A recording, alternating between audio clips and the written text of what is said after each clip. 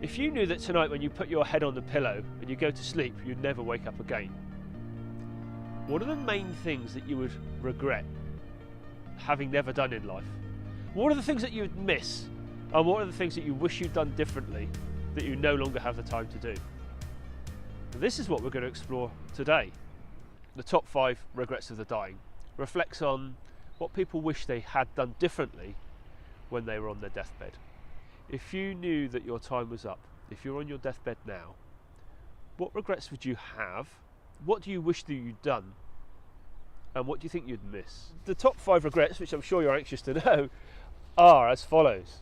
I wish I had the courage to live a life true to myself and not one that others expected of me. I wish I had not worked so hard. I wish I had the courage to express my feelings. I wish I'd stayed in touch with my friends. And I wish I'd let myself be happier. I discussed this with some of my clients, and here are some of the answers that they gave to me. Things that they would miss or wish they'd done differently. I don't feel I'd spent enough time with my children. I never got to travel to the places I really wanted to visit. I wish I could have relaxed and been happy instead of rushing all the time. I would have arranged my time far better. I'd always felt hurried and under pressure. I didn't appreciate the small things. I never got to write that book I promised myself I always would. I never had a family. I never focused on what really mattered. I never felt that I made a difference, and I never left a legacy. And what's interesting with all of those answers and replies from my clients is that it's not about the tangible things. It was about those personal qualities. The qualities that they could probably still get now. And so for a moment, answer that question to yourself. If I knew that tonight, when I put my head on the pillow, I would never wake up, what are the regrets that I'd have? And what do I wish I'd done that I never got around to doing?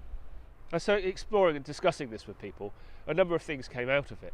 They found a sense of urgency to make those trips, to change those elements in their lives, and to appreciate the small things, to seek someone out who could keep them on track, and to look at exchanging money for time.